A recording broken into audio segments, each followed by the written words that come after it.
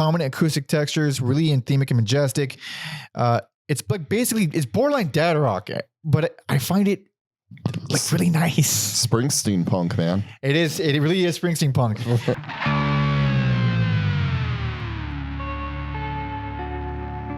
Welcome to Every Album Ever with Mike and Alex. My name is Michael Mansour, and I'm joined, as always, by my chilly co-host, Alexander Volts. Say hello. Hello.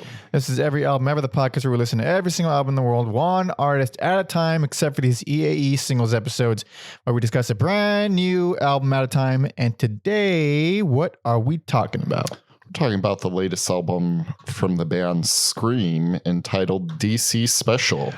Ooh, this album came out of fucking nowhere, man. Scream. Do you have any experience with Scream? I do not. I know Dave Grohl used to be in them, and Sure did. know Skeeter from the band thought he had an STD and showed his dick to Dave Grohl, and it was just lint. It was just lint, as you know, from the song, was it Skeeter by the Melvins on King Buzzo's solo EP, which we still haven't covered. We haven't covered the EPs, but that song... Shh, don't tell anyone. Dude, I remember that song and that story as a kid, hearing that EP and not learning till years and years later that it was real. It was not only was it real, but it was Skeeter from Scream. Scream is a DC hardcore band. DC hardcore is basically my favorite hardcore punk scene out of all of them.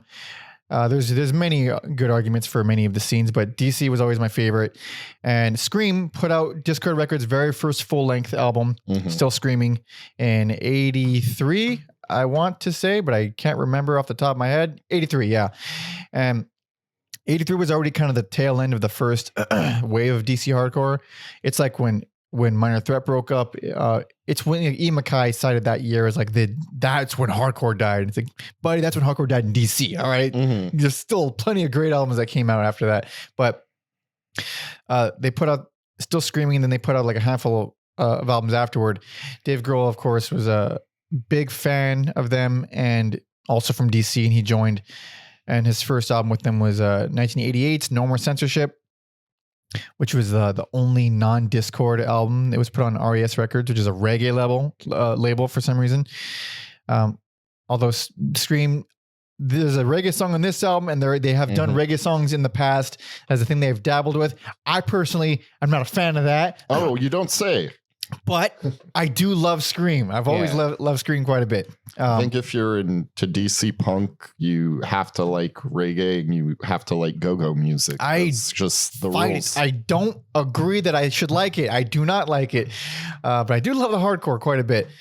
And so this album came out of fucking nowhere. Tom told me about it. He interviewed the whole band for, as it was at New Noise magazine. And I don't believe the piece is out yet, at least not at the time of this recording. I'm not sure. But so he interviewed them for that. And then he threw some notes our way like, oh, this is what they had some insight about this, here's a little backstory. And then he's like, you know what? I'm going to try to get one for the pod. I'm going to try to get shit. So our boy Tom Osman, who should all go follow. So he got an interview with Peter again for us. He interviewed the rest of the band for New Noise, but he managed to get a hold of Peter for us, which I'm extremely grateful for. Tom's our Stanley Tucci. This elevates our podcast. He just elevates. I'll put him above Stanley Tucci. No. Stanley Tucci for me. Let's not say things we'll regret. Well, I mean, you don't have any experience with Scream. This is your first Scream album, which is a weird one to start with. It is. But what did you think? I'm just neutral about it. I'm sure for fans of the band, this is a solid album. Didn't move me one way or another. I would still be very excited to go into their discography and then maybe come back to this one with new ears after listening to them in their prime. I really, really like this album. I think this is I can't believe how fucking good it is, honestly. Yeah. And even Tom said, he's like, it's actually like pretty good. I saw he posted it may be his album of the year. It's weirdly good. And it's so the reason I'm going to be gushing about this way more, obviously you're pretty lukewarm, so I'm going to probably be doing way too much talking. Yeah, you are. Oh shit. Because You get this guy talking about punk music. Forget about it. And especially DC. Forget about it. Forget about it. I want to talk more about DC hardcore, but it's just, I'll go on too many tangents. I'm going to try to stick to this album, but yeah, we'll get there. Yeah. And we have got there. We've talked about, Minor Threat, and then some other bands. Plenty of, we've talked about Dischord, but we have a whole playlist dedicated to Dischord on our YouTube page. You should go to that one. Always a pleasure to buff out our coverage of Dischord Records. Yeah, I'm trying to think. I think Minor Threat might be the only hardcore band from Dischord that we've actually covered. Obviously, Fugazi. Yeah, Fugazi, and then Embrace and Right to Spring and Shudder. I think they're all Dischord, but none of them are hardcore. Also, shout out to the criminally underrated Faircat Medication. Hell yeah, Medication. Yeah, totally. I forgot their Dischord. I keep forgetting their Dischord. I don't think I can because it's so bizarre to me, and yeah. But so this album, I like it for different reasons and in different ways. Mm-hmm. One, I think the songs generally are pretty fucking great. I think they're all really well written. I think it's a weirdly diverse album. I mean, when I hear a reunion album from a punk band, I'm expecting just, all right, pick up where they left off, throw something punky. It's going to be fine at best, or decent at best, and then really, really shitty at worst. And then this is like, they're dabbling with all kinds of shit. It is not just a punk album. It feels like Bruce Springsteen punk to me, which I like the Boss, so that is a compliment. Interesting. What do you mean? What do you mean by that? Like it does have like a blue collarness quality 100%. To it. And there is, I can sense there is, a sense of, it's a cliche thing to say about an older band, but they do, I'm assuming they sound more mature. Like I can tell these guys have lived. Yeah. Cause I've only heard the first two Scream albums, and Pete's voice is like, I like his, he has like a really distinct and characteristic voice now. I don't know how long he's sounded like this, but he's like a legitimately good singer, as well as having a really interesting character, like a really unique personality to the voice. And I mean, certainly not one I can compare to any other punk band. Maybe there's comparisons, but I can't. I can't. Well, it's not even like a 1-to-1, but like I can hear how him and like HR, maybe hung out a few times, maybe listen to the same bands. Well, if we're saying we're doing DC hardcore, we did cover Bad Birds. Oh, that's I don't think he sounds anything like HR. But obviously influenced by HR. I mean, he to his own admission, or by his own admission. I mean, HR is literally one of my favorite singers of all time, so I can definitely see that. There is only one that HR. Dude is the fuck. I mean, goddamn. Oh, he's one of my favorite singers in the world to mimic. It's just so fun because he did Whiteface. Check out that documentary on him if you want to see him in Whiteface. It's real. But so it's super, because this album's super diverse, way more than I was ever expecting. And then also there is like this warmth in, I don't mean like in timbre, like, tone quality. I mean, like, I feel like so much heart and love went into this. And then I read about like the backstory and all this stuff, and it's the most heartwarming, sweet, like loving, it's bring everybody back. Let's have like, this is recorded at Donzi and Tara's Inner Ear Studios, in DC, where like all those early punk records were made. And this was the last record to be made at that location before Don had to move it back to his basement. So it was like, okay, we're going to have one more record at this studio where all of us have all this history. We're going to bring in, he brought Ian Mackaye as well as Donzi and Tara to produce it. And then they brought in a fucking ton of their friends and colleagues, and all these, the guests on this album are fucking bananas. They're all over the place. Yeah. And so you get this diversity in song type, and then you get this diversity in performances because of all the different musicians, and then you get this diversity in just in feel, and you get like these, you get some punkers in there, but you also get some like really beautiful, sweet acoustic stuff that I don't think is cringy at all. I actually love it quite a lot. And then all of that is like just brought to this depressing point because original drummer Kent Stax died just a couple months ago in September. Not September. Fuck! It was September. Yeah. What the fuck? That was like that literally was a couple months ago. Holy shit. Yeah, and so he died a couple months ago of cancer, and the original recording sessions for this album ended in September of 2021, and he got diagnosed sometime after that. But part of the reason this took so long to release, according to Tom, he says that it's because the Inner Studio had to relocate. So because of the relocating is that I guess this thing took so long. There's a few like bonus tracks on here, and one of those had been recorded at the new location. So there's all kinds of mishmashing and all that. Yeah, when Tom interviewed Peter again for this show, he has the whole audio on his Substack. So go check that. There's a link to that in the description. It's like a full, basically a podcast essentially. Mm-hmm. So it's Tom interviewing Pete, and there's more stories, there's more insight, and that should be. But it's not out at the time of this recording, but by the time this releases, it should be out. So tomosman.substack.com for that. Go check that out for the full thing. Should be very neat stuff. I'm very excited to hear that. But we still have some tidbits here that he put in our notes. Yeah. So he had, so they had Ian Mackaye and Don produce this album because they also produced Still Screaming 40 years ago. And it was like a nice circle, coming of age, nice full circle thing. Mm-hmm. Yeah, and Tom notes here, he says, both interviews had plenty of content I didn't put in the notes. For any Scream fans, if you can tolerate my whittering, you should definitely check them out. So go check out all the interviews on Nino's magazine as well as his Substack. I guess we should jump into some of these songs, if you don't mind, Alex. That's what I'm here to do. Hell yeah, because... Otherwise, would this be you waxing poetic about DC artists? Not that poetic the way I just I'll go on and on and on. I was immediately delighted just by the opener, the DC Special Shala. Really? I mean, I was not expecting it to be that fucking hooky out the gate. Yeah. I mean, I love it. I think it's great.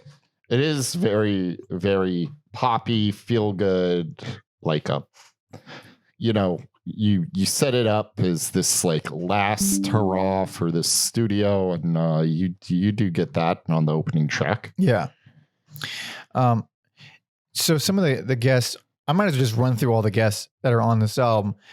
We got Mark Cisneros, Joe Lally of Fugazi, Derek Decker, Bob Berberick, Jesus Christ, Clint Walsh, Dave Grohl, of course, Onam Emmett, John Getchius, boy, is that a fucking weird name, Goetchius, Jerry Busher, Amy Pickering of Fire Party, Ian Mackaye, Amanda Mackaye, Ian's younger sister, Brian Baker of all the stuff. Minor Threat, Bad Religion, Dag Nasty. Yeah. Randy Austin, Martha Hall, Michael Reedy, Nate Bergman, and Bobby Madden. So a lot of those are like friends, local quote unquote celebrities, people that they admired growing up. Mm-hmm. We'll go into more detail when we get to like their performances, but they just brought all these people in the studio, and apparently, I think there was it was very, when I say warm, I mean I think they were hanging out and having barbecues after the recording sessions, just the most nice environment to make an album. They turned into Vin Diesel. They were all about family. All about it, baby. All about it. It is, talking a little bit about that diversity. You were talking about, the opening track is this very warm, welcoming song. And then Bored to Life is a little harder. It almost sounds like, cause I'm new to it, Motorhead and Bad Brains kind of mixed in a blender. And yeah, Bored to Life is basically hardcore, but, fast and angry, not hardcore fast, but the music for that was written by Daryl Jennifer of Bad Brains. Oh, okay. Bass player. Okay. So I'm not crazy. I'm not crazy. Yeah. So I guess Pete said that he sent out handcrafted books of lyric ideas as a kind of mission statement of the album to get people interested in collaborating on the record. Tom notes he also sent them out to people like Ian Mackaye and Don Zientara, who were going to be involved anyway. And then he also made the point that a lot of the songs intentionally have more than one idea or reference, and that he wanted to leave the meanings open so people could draw their own interpretations. And that's very sweet. But Border Life, I think it's a wonderful follow-up. I think that's actually the kind of pacing that I fucking love, where you open it up with something really big and moving and themic, and then Border Life comes in, fucking keeps up the momentum. It's very fast, very cool. I was not expecting that. There's not like 80s production, but there is something about a lot of the songs that remind me of more like 80s bands. Like Somebody Love is a little more darker. It's a little more melodic. It reminds me of something like the Cult could have wrote. So. Oh shit. Interesting. And that's like rocking good time. It is. Yeah, totally. And that's a rocking good time song. On that one, that's Mark Cisneros of Makeup on bass and Derek Decker on drums. I dig that, man. It's got this really distinct, catchy beat, drum beat, really big and themic chorus. I think it's pretty rad. Hell Nah, that brings, that scratches that hardcore itch a little bit. Yep. It opens with some field recordings. It's, I wonder if I don't know where they're from, but it's like a lot of old samples and field recordings are in like intros and outros of these songs. It's so funny because there was an incident one time with a friend of the podcast, Dylan Gabig, where we were walking into a record store and this older woman was at a bus stop just going, hell no, hell no. And Dylan just started screaming, hell yeah. And it was just screaming antagonist for no reason. He just involved himself in a problem. Back and forth saying hell no, hell yeah. I'm glad he did that. Yeah. But why did he do that? I don't know. But her whole thing was, trying to be positive, hence the hell nah. Hell nah. So the like field recordings reminded me of that woman. What a beautiful memory. Yeah, it is. It's insane and kind of pointless, and it makes me chuckle. So Jesus Christ, I miss that guy. Yeah, but it's a pretty straightforward but solid punker. Crunchy and hooky. And then Tum Tum is the reggae song, and they're this openly reggae at that point. Indeed. And I don't have to explain to people who've seen the show, I don't like reggae. I really don't like reggae at all. So I obviously don't like the song. I like the organ in that song. Yeah. There's an organ. Yeah, it's a neat little organ. Yeah, and Dave Grohl plays percussion on that song. That's the only song that Dave Grohl is on. And beautiful use. Yeah. Tom notes here during his interview with Peter, he says, I embarrassed myself in the second interview by saying Tum Tum was the first reggae song Scream ever released. Wrong, indeed. I thought about cutting that out of the interview before posting it, but I just decided I should own it. Good man. Words and all. Indeed. Apparently for that one, Franz wrote the music and came up with the name Tum Tum. Skeeter had written some ideas about meeting a girl at a bus stop, and Peter then took those elements and created a story about chatting up a girl. So Tum Tum really just means some kind of lovely talk or something. I wonder if she was screaming hell no. Hell nah. Tom also notes that because Dave Grohl plays in this one, he thought it was a nod to the No More Censorship album, because that was Dave Grohl's first album, and because that one came out on RAS Records, which is a reggae label, and it turns out it was just a coincidence. Yeah. These guys are playing 4D chess on this album. Deep cuts. By the way, Tom also notes, he said that No More Censorship album isn't streaming, but Southern Lord put out a remixed, repackaged version on vinyl. So that's neat. Love Southern Lord. They're a good label. Let's talking about all the good labels today. Yeah. Represent a little more metal. Indeed. I like the like, probably not a call and response thing, but Yeah, it's got a lot of gang vocals in that one. Yeah, for sure. He'll bring up some tragedy like Standing Rock, and then you get the gang vocals. Yeah, I dig that one. It's got so it starts out with this mean but fairly generic punk riff that I wasn't too big on, and then but it had like an interesting feel to it. And then that calm response chorus thing came out. I was like, all right, that's pretty interesting. And then it goes to this breakdown around 145, and I think it's pretty fucking cool. After that, more gang vocals come in along with Emmett rapping over it. Mm-hmm.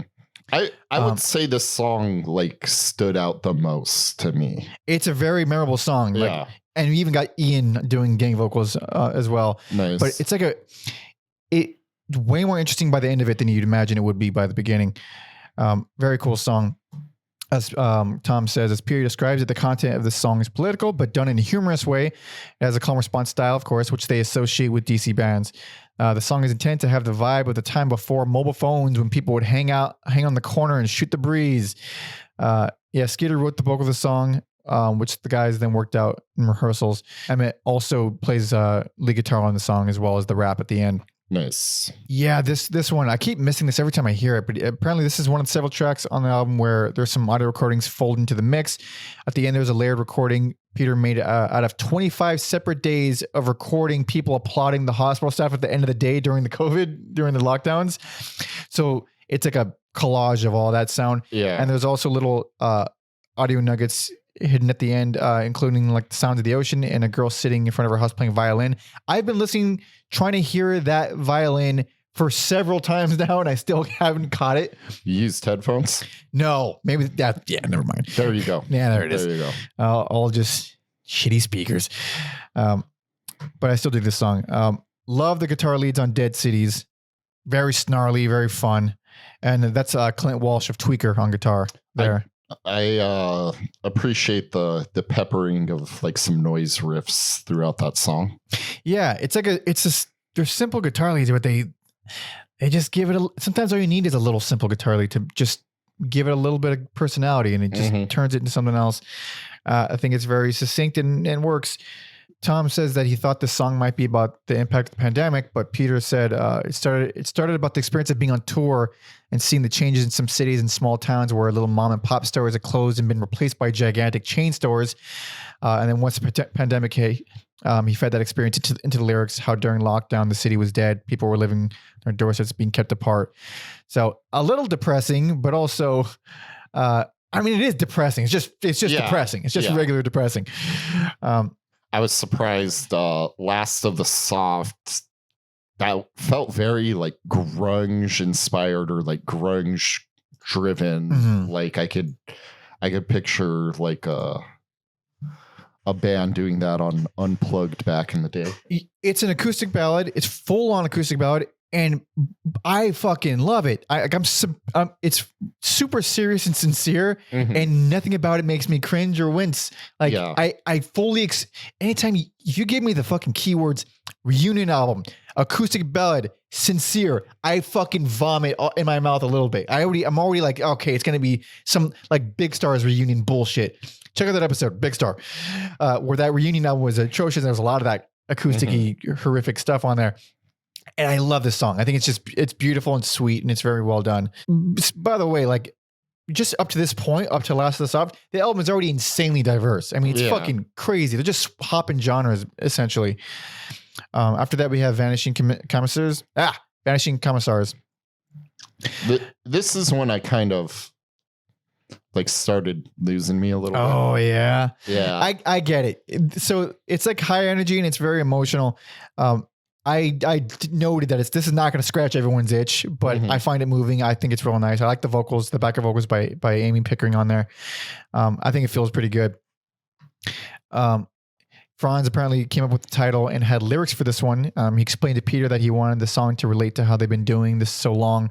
Something like being old soldiers, losing friends and marching on. And then Peter wanted to tell that story, but mixed in with that is an incident that happened to him in Russia where they had a quote unquote crazy night in the hospital with quote unquote blood everywhere. And you can hear the full story in the audio. So go check out the full interview in the link in the description. Cause I'm very dying to know what the fuck happened. I bet this band like already between that and the Skeeter story, like this band already has the best road stories. Fascinating. I don't even know what happened, but I'm just going to say they have the best road stories. Already. I mean, they're fun dudes, man. The Flam is maybe my favorite song on the album. One of my favorite songs in the album. I was very surprised more bands don't have songs called The Flam. Oh yeah, man. It's a drum. Yeah. Drum thing. Yeah. It's hypnotic. It's repetitive. And we got, unsurprisingly, Joe Lally on bass from Fugazi, and it's a very Fugazi bass line, unsurprisingly. And also got Mark Cisneros on drums this time for this song. And it's a completely different feel from everything else there. It's like really groovy. It's really like, it starts out as this groovy kind of hypnotic thing, like I said. And then out of nowhere, we get these fucking incredible backup choir thing happening, which sounds fucking, it's completely nuts. It's completely out of left field. It's the most unpunk sounding thing, but it's gorgeous. I think it's a total fucking highlight. Tom actually mentioned that during his first interview that he said that it reminded him of Fugazi. And according to Peter and Franz, they've been working on this together over a number of years and had several different versions of it. Then they brought in Joe Lally and Mark Cisneros, and then the track evolved into what it is, which kind of explains the Fugazi stuff. But love that song. And then the original closer, or the official closer, is Lifeline. And what do you think about Lifeline? I didn't love it. Damn it. And then later on, I was like, I didn't realize these other things were bonus tracks until right now. Oh, until right now, shit. Yeah. And I was like, oh, we got to do this again. But in the context of bonus, this makes more sense. I like this song a lot. I like it as a closer. They have harmonicas that don't make me angry. Yeah. That's Pete on harmonica, by the way. He can actually play harmonica, which you never guess, at least not judging by the first two albums or this one, I guess. But I find it to be very satisfying. Big riffs, prominent acoustic textures, really anthemic and majestic. It's like basically, it's borderline dad rock, but I find it like really nice. Springsteen punk, man. It is. It really is Springsteen punk. Bob Berberick, who plays drums on this song, apparently he was in a band called The Hangmen in his 60s. The band was actually managed by Stahl Sr., apparently. Bob is something of a legend in DC, according to the band. And Peter says that Tom says that Peter had some stories about being a kid and seeing Bob play. The band got Bob and his wife Martha Hull, who sang in a band Peter used to go see called the Deceits. Got them both to play on this track, and so as you alluded to, there's bonus tracks, and this song appears again in the bonus tracks under Lifeline Redux or Redo, whatever. Redo. Yeah, and this I like both versions. I think I like this version more, the original closer, because it just has more textures in it. It feels a little bit more emotional. The other version is a little bit more rockin'. I would agree with that. If I had to pick one, the normal one is the best one. Yeah. According to the band, the reason that is, I mean, it was apparently due to just sibling rivalry. They both Peter and Franz both preferred each different versions. Franz wanted the more rockin' version. Peter wanted the one with acoustic elements. And they do feel different enough. Like I didn't feel like I was listening to just, when you hear a remix of a different song and it's just basically the same fucking thing, but with one different guitar line or something. But I don't know. I like it, but I think it's fucking nice. It feels good. It's just moving to me. It's a sweet album. I enjoy the hell out of it. I think it's fucking great. And the bonus tracks, they all offer something too. I don't love the only of the bonus tracks that I don't like very much is Smile and Bleed, which, if I'm not mistaken, Amanda Mackaye sings some backup vocals on Smile and Bleed, but I felt like the strongest one in the bonus tracks was Black and Blue. It's you mean Black and White? Or sorry, probably autocorrect. Yeah, that one. The one with colors. It's this nice breezy acoustic guitar with some synth and some nice pianos and strings. And it's a genuinely pretty acoustic ballad. Like, it's another acoustic ballad, but not like the other one. It's the like you said, like it's different. Yeah. Yeah. The textures there are fucking way more dynamic. I mean, the strings sound really fucking nice. I mean, it's a little cheesy and a little bit of dramatic, but I think it fucking works. I like it. Faces is like the first of the bonus tracks, and that one. So it's funny that I noted, like one of the first things I noted for that song was that it feels very 60s, and we got fucking Bob Berberich on vocals that time. That makes sense then. Yeah, it makes perfect sense. Yeah. But yeah, it's got it even has that super 60s tambourine thing. I mean, it's with the bubbly bass line. It's fucking cool. I think it's nice. Politics is Entertainment. I don't know. It feels like it has a real 90s alt rock vibe to it. Yeah, that's my least favorite in these bonus tracks. This doesn't work for me. I like it. I dig it. Yeah, I think it's not satisfying riffs. It's not revolutionary by any means, but I think it's fun. Both that song and Smile and Bleed were recorded at the newer location. The relocation. Speaking of that song, Tom mentioned to Peter in his interview, he said that his vocals there reminded him of Chris Goss of Masters of Reality. That guy's so interesting. Like, check out our Cream episode. He got Ginger Baker to play on a Masters of Reality. Oh, right. Oh, I forgot about that. Ginger Baker. That episode was so fun just for the Ginger Baker stories.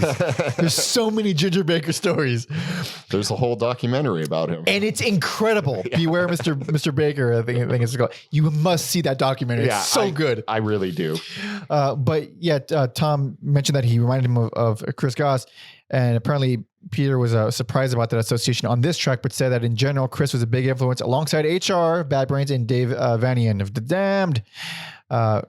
Which is I would say Dave Vanian and HR are both two of my favorite singers as well. So all time greats. All-time greats. The very last song we got in here is I Saw Ya, Wanna Be Like Captain. I didn't realize this, and Tom didn't realize this until he was corrected on during his interview that's about Captain Sensible of The Damned. Oh shit.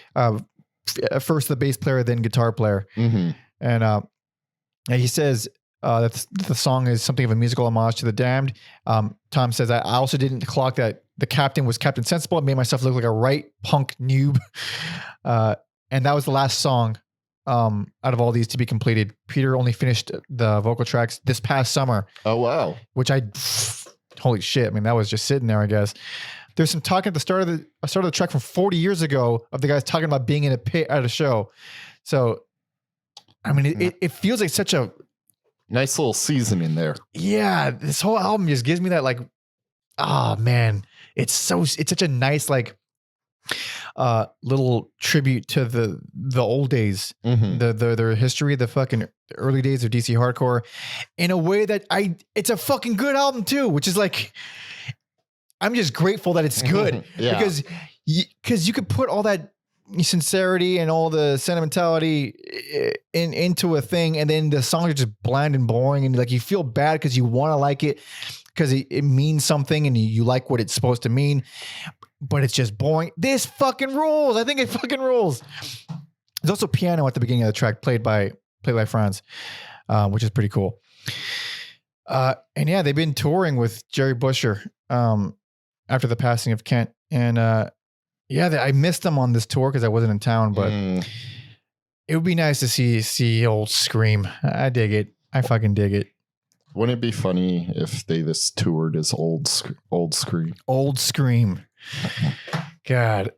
Yeah, I'm curious to hear what other DC hardcore fans and Scream fans think of this, because I thought it was delightful. I completely surpassed my expectations by so much. I am not the person to be talking to about this album. Definitely not. It's also thinking about some of the songs here. It's definitely not your bag anyway. Yeah, a lot of alty, hard rocking stuff. It just didn't. I don't know. I feel like it has more in common with a band like Husky Du and the Replacements. Check out both those episodes. Yeah, more in common with those types of bands, and I can get on board with it. I'm sure if you have an attachment to the band, it plays different. If you're new like me and you're new to Scream, maybe educate yourself a little bit. Start somewhere else. Maybe because I hadn't heard them in years. I mean, years, man. First album, this 20 years. Yeah.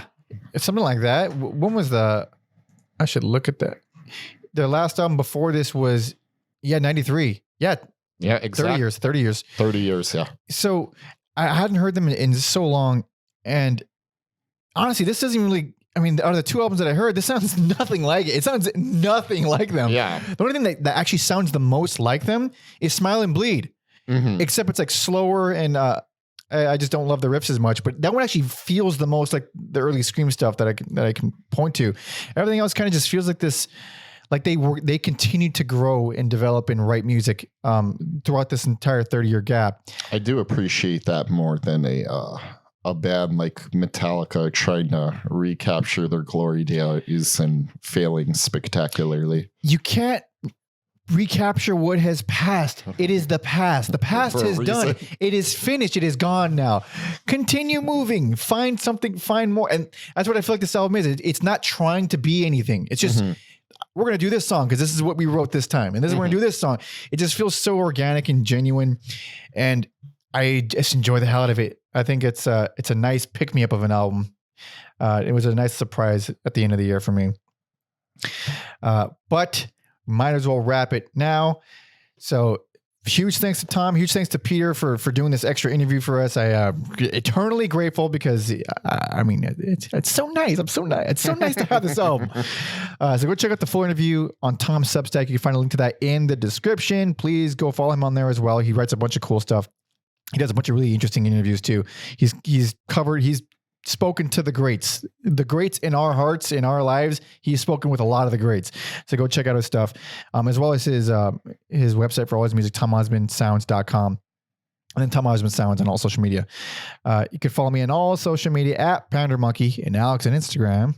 Every album, Alex. Hell yes. And please be sure to check out not just my EP because I like it and it's good and you should listen to it. And there's a link to that in the description, but also our Patreon, patreon.com/every album ever. That's where you go. You get a bunch of bonus episodes. You get to see our schedules in advance. You get to join our Discord and be a part of our very fun community, as well as suggest EA singles episodes like this one. Any album that have come out this year, suggest them there. We pick them out and we do a whole episode on it. Or we should say the next year. At this point, next year, all 2024 albums at this point.